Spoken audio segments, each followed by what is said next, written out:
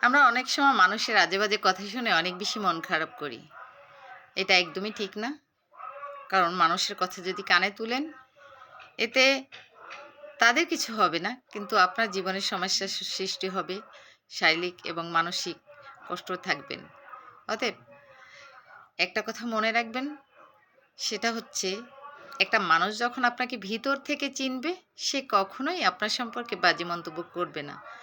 যখনই একটা মানুষ আপনাকে চিনবে না, আপনাকে বুঝতে চাইবে না, তখনই সেই মানুষটা আপনার সম্পর্কে বাজে মন্তব্য এবং সমালোচনা করবে।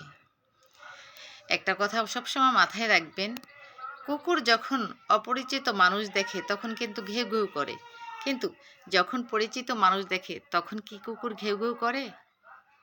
কথাটা মিলিয়ে নেবেন। আর নিজেকে সবসময় ভালো রাখার চেষ্টা করবেন। দেখবেন জীবনে অনেক ভালো থাকবেন, যেটা আমরা বুঝতে পারি না।